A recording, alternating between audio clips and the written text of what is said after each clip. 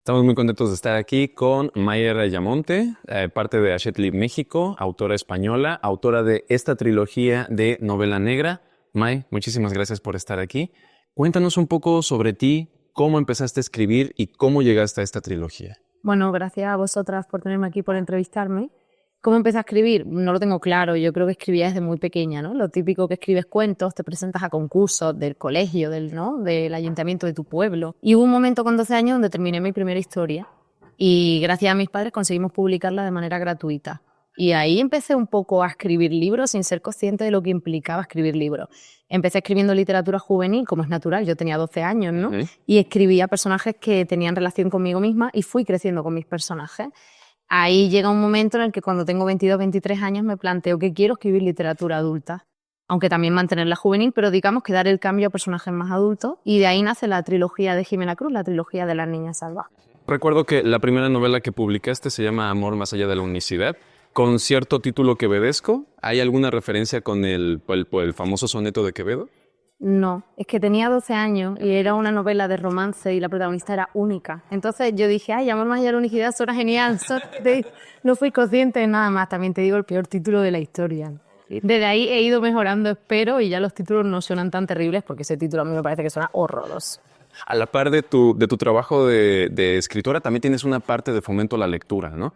¿Cómo compaginas una con otra? Porque no es un trabajo usual, digamos, que hagan los escritores o las escritoras. Sí, bueno, yo empecé con el tema del fomento de lectura cuando tenía como 17, 18 años porque me llamaron del Ministerio de Educación de España para ir a un instituto a dar una charla a adolescentes. Yo entonces creaba contenido para internet, hacía vídeos sobre libros, era booktuber, ¿no? Esa primera generación de la gente que hablamos de libros en YouTube, y a la vez escribía. Y me gustó mucho aquello, estar en contacto con adolescentes, con gente joven y poder hablar de literatura y sobre todo intentar fomentarles la lectura. ¿Cómo lo hago a día de hoy? Bueno, escribo adulto, novela negra, digamos, para el circuito comercial de librerías, pero sigo escribiendo novela juvenil y son novelas que se leen en institutos y en centros de estudio. Nosotros lo llamamos literatura de prescripción. Entonces son novelas que están preparadas para leerse entre 14 y 16 años, que fomentan una serie de valores y que están en la línea de las programaciones que hay en los centros educativos. Y eso también me lleva pues a dar charlas de fomento de lectura. Hago un poco las dos cosas, soy como Hannah Montana en los dos mundos, ¿sabes? Y eso también ayuda a desarrollar tu parte de escritora, ¿no? Porque conforme sigues haciendo literatura juvenil para fomento a la lectura, también estás dando un salto hacia otro tipo de género y hacia un tipo de novela que se pensaría en general un poco más madura, ¿no? Sí, yo creo que ambas cosas se retroalimentan y me enseñan. Es verdad que el juvenil es algo que domino porque lo empecé escribiendo con 12 años. El último libro que publiqué, digamos así, para librería juvenil, yo tenía 22 o 23 años. Entonces es un género que he trabajado mucho. El adulto fue un salto, fue un gran aprendizaje y una gran experiencia, pero es verdad que se retroalimenta. Y a mí me gusta también descansar de esas novelas adultas que son más sesudas, que tienen más descripciones, que tratan temas muy políticos, y descanso con esas novelas juveniles que son un poco un soplo de aire fresco. Claro, que de hecho es un recurrente al menos en estas tres novelas, ¿no? O sea, la cuestión política, la cuestión social, la cuestión de personajes femeninos totalmente agentes de su vida, ¿no? Como en el caso de Ximena Cruz. ¿Cómo llegaste a estos tópicos y sobre todo a esta construcción del personaje de Ximena?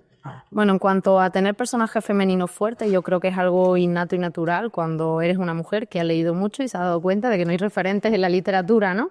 Que o bien los personajes femeninos están construidos por autores y son personajes que no se asemejan a nosotras, o bien nuestras compañeras no tienen el mismo espacio que otros autores en el mercado. Es verdad que en los últimos años estamos viendo un cambio de tendencia. Yo estudié filología inglesa y me di cuenta de que prácticamente no estudié mujeres. En el instituto no me enseñaron ninguna escritora mujer, todos eran hombres, todos los grandes clásicos, ¿no? Eso te hace, cuando tú escribes, querer tener personajes femeninos que sean relevantes y que puedan tener impacto en las lectoras, ¿no? Que nos podamos sentir identificadas. En cuanto a los temas políticos, bueno, yo soy activista desde que tengo como 14 años, me interesan mucho las cuestiones sociales y políticas y es el motor que me lleva a escribir. Es decir, yo escribo porque tengo un tema que quiero trabajar. Y en la trilogía de Ximena pues vamos a hablar de memoria histórica y muchas cosas que tienen que ver con el franquismo en España. Y es un poco la excusa para escribir esta historia. Ok. ¿Estudiaste literatura inglesa? ¿Por qué no estudiaste otro tipo de literatura, sobre todo pues pensando en hispana, ¿no? Pues yo empecé el doble grado de literatura hispánica e inglesa, eran 5 años y eran muchas más asignaturas. y publiqué con una editorial muy grande en España cuando tenía 18 años. Fue como el salto que hice al mercado editorial y eso me requiso estudiar en aeropuertos de tren, en estaciones, ir a clase 3 días a la semana porque el resto del tiempo estaba escribiendo, estaba de promo, estaba de gira. Entonces me di cuenta de que yo no podía asumir una carrera, ni podía ni quería asumir una carrera de 5 años y me tenía que quedar con uno de los 2 grados. ¿Qué pasa? Que la literatura inglesa me parecía mucho más fácil que la hispánica porque las clases se dan en inglés. Entonces, como el nivel en el aula no es muy grande, no es muy alto, iba a ser más sencillo estudiar filología inglesa. Entonces me decanté solo por inglesa y me especialicé con un máster de literatura con perspectiva de género. Empecé un doctorado y ahora lo he tenido que paralizar porque no me da la vida. Entre la escritura, otros trabajos que tengo, ¿no? Y muchas cosas que hago, no puedo asumirlo todo. O sea que también parte de tu estudio de doctorado ha influido en tu visión respecto a tu propia escritura, ¿no? Sí, sin duda. De hecho, el tema de mi tesis era la caza de brujas en Europa con perspectiva marxista, o sea, digamos, poco que ver con lo que me haya escrito, pero en el fondo, ¿no? Es la historia de las mujeres a las que han desposeído de su poder. Y es un tema que a mí siempre me ha interesado. Ahora mismo estos libros no tienen nada que ver con la caza de brujas. Eso no significa que yo en mi cabeza no tenga historias para el futuro, pero todo tiene que ver, ¿no? Al final es tener mujeres en el centro y hablar de esas personas a las que se le ha desheredado de la riqueza del poder y de la memoria. Y en gran parte eso ha sido históricamente también a las mujeres. ¿Y esos trabajos de no ficción que son más de corte académico, te gustaría en algún momento publicarlos dándole un, digamos, un tono un poco más general para los lectores? A ver, yo como tal no he publicado nada académico porque además dejé mi doctorado, o sea, lo paralicé, no lo he retomado, no sé si lo voy a retomar, pero no me veo publicando cosas académicas. Sí que, como bien dice, aplicar todas esas tesis a una novela, ¿no? Que yo creo que al final se trata de eso, de llegar a mucho público, de que todo el mundo podamos entenderlo, y a mí me gusta que la literatura nos haga pensar. Con historias que nos enganchen, que nos hagan reír y llorar, pero que en el fondo cuando acabemos un libro nos quedemos paralizados, ¿no? Y pensamos, ¿qué acabo de leer? Claro. Y te haga replantearte muchas cosas. Y dentro de este crecimiento que has tenido como escritora, del desarrollo de tus novelas, ¿cuáles serían como los referentes que nosotros podemos encontrar también en Maya Ayamonte dentro de estas narrativas? Pues si hablamos de referentes a nivel literario, cuando hablamos de contemporánea, a mí me gusta mucho Elvira Sastre, una poeta española, ¿no? Me gusta mucho la poesía. De hecho, antes te decía, yo no leo muchísima novela negra, ¿no? Leo otras cosas. Si hablamos de literatura más clásica, me gusta mucho Virginia Woolf, cuando hablamos de literatura inglesa. Y en general soy muy dada a leer mujeres. Es verdad que leo mucho ensayo político y mi gran referente a nivel político es Silvia Federici, que es la gran autora de La Casa de Brujas, ¿no? Calibán y la Bruja. Es como mi gran autora referente. Una última pregunta que te quisiera hacer es ¿cuáles serían como las recomendaciones que tú darías para alguien que está empezando a escribir, sobre todo de novela negra? Bueno, yo creo que la mayor recomendación y la mejor que me han hecho a mí es seguir escribiendo.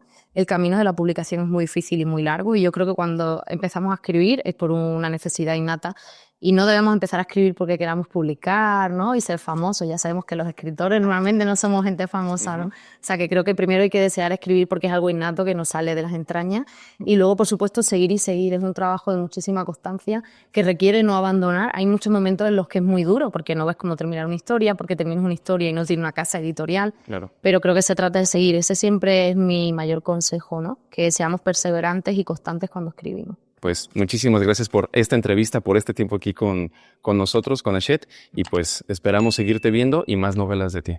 Gracias.